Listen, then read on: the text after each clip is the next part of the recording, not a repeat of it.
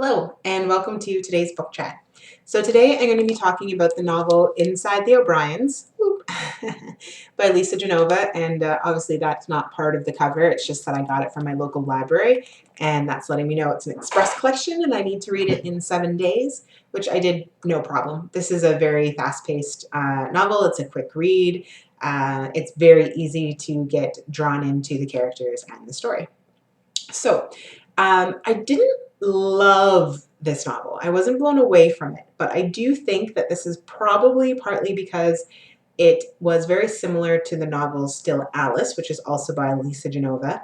And I only read that a couple of months ago. And so I think because the general idea, the themes, the way the plot progressed, even a couple of the plot points really lined up a lot to the way that Still Alice was written, and so it wasn't quite as original or engaging for me. But I don't think that we should judge authors by their previous works, and there are only so many stories in the world to be told. We all tell them in different ways, but the fact that I read Still Alice maybe pulled away from my love of the book a bit, whereas I feel if I had read it completely fresh without that experience, I would have been even more engaged in it.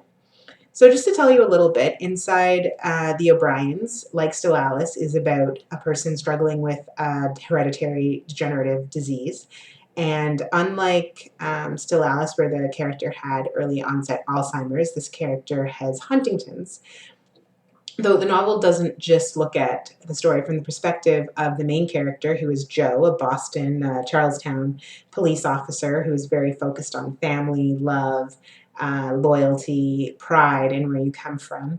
But it also focuses on the story of his daughter, Katie, who is going through the experience of learning that her father has Huntington's, that her family members may potentially have Huntington's, and that she may have it.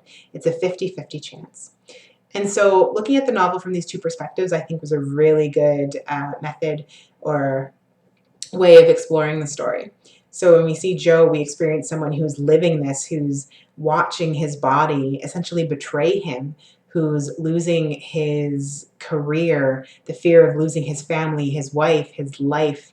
And then we see it from his daughter, Katie, who doesn't know what the future holds, is uncertain whether she wants to know what the future holds.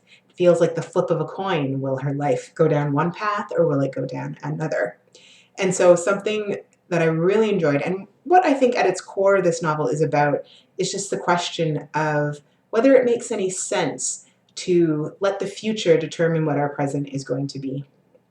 And so the big question is life about what's going to happen, or is life about what's going on right now? And of course, I would argue, and the book argues, that the way to find joy and happiness is to focus on the present, because the future essentially is nothing yet.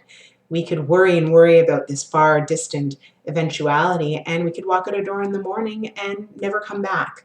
And so one of the main tenets of the book is that every breath is a risk, but we have to keep living, we have to keep breathing. So to keep it, not too long, I would say that this is definitely a good read if you don't mind a bit of a cry. It can inspire you, it can motivate you, it can encourage you to focus on the joy in your life that you have right now, and focus on the way that you can just find happiness from the simple things and from appreciating and having gratitude for what you've been given, even if you are in a difficult or hard situation right now. So the book is Inside the O'Briens, Lisa Genova. And if it sounds like something that would interest you, you can head over to my website. You'll find some links somewhere you can get the book. You'll also find a link to the author's website, and she has a spot where you can donate to Huntington's if that's something that interests you. And so, yeah, if you give it a read, I invite you to come back on over here, leave a comment, let me know what you thought, and see you next time.